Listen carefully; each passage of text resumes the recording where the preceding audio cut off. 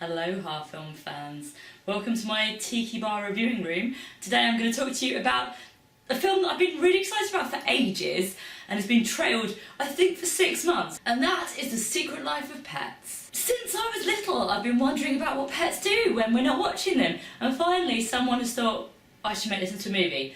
Okay, some people are saying they ripped off Toy Story a little bit, but I still find it really fun and interesting. Plus, someone has finally made a film about a Pomeranian, which, after unicorns, are my favourite thing ever. Gidget is a particularly cool Pomeranian as well, because she's a girly girl who likes her little pink bow and her fluffy hair, but she's also able to kick some ass and save people when necessary. So yeah, Gidget is one of my new favourite movie characters, but she's amongst many because there are some really cool characters in this film. If you enjoy watching YouTube videos about cats, my latest favourite one of those is Cats Getting Brain Freeze. Do check it out. You'll find something to enjoy in Chloe. Probably the fan favourite is going to be a rabbit called Snowball who is completely psychotic. And if Monty Python has taught us anything, that's always entertaining. The plot initially revolves around a series of skits about what animals do when you leave them alone, which is very funny. A lot of that's been featured in the trailers. Then when we settle into it, it's about a dog called Max who loves his owner very, very much. One day, however, she comes home with another dog called Duke, and they don't really get on so well. Long story short, they lose their collars, end up getting taken to the pound, and Gidget and her band of merry pets set off to find her friends. Aside from Toy Story, there's some Lady and the Tramp in there with the pound scenes.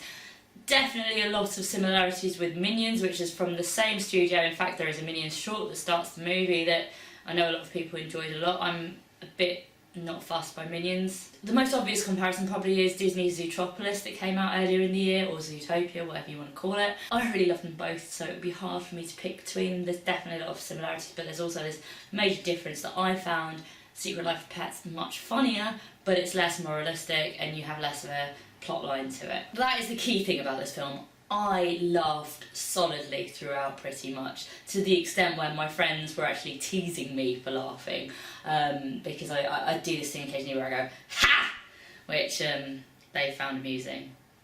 I love it when people laugh at my laugh.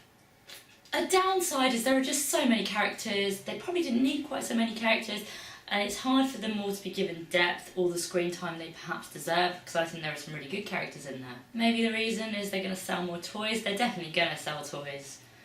I've already got my first one before I even saw the film. I intend, it's my birthday next week, somebody better get me a Gidget soft toy, otherwise I am going to sulk. I'm going to be 31. Soft toy dog, please. There's not a lot of emotions to this though. There is a plotline that could potentially have a lot of emotions in it, but they kind of take the easy way out on that. And the plot does kind of go insane and not make much sense. There's an extremely surreal sausage factory scene, which I think our entire row just lost the plot for that, really howling with laughter. I can't even justify it, it just hit a funny bone. Insert sausage gag here.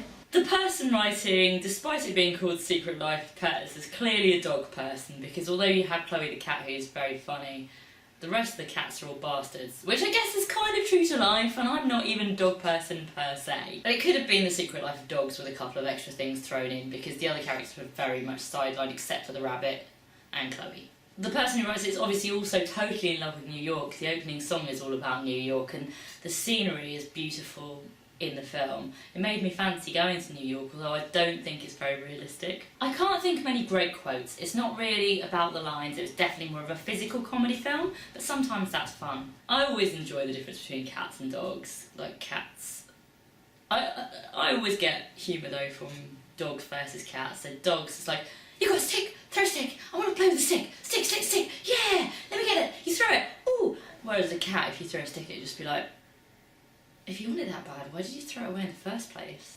Overall, really funny, good-hearted, light entertainment. We found it hilarious. Also, kids' films are a really good length, don't get bored at any point, really good pacing. Not going to emotionally move you anyway, but it's a load of fun. But what did you guys think? I really liked it. Did you like it as much? Did you think Zootropolis was better? And who is your favourite character? Let me know in the comments, and don't forget to subscribe to Goldy's Playhouse. It's a crazy world when anything can happen in Goldy's Playhouse.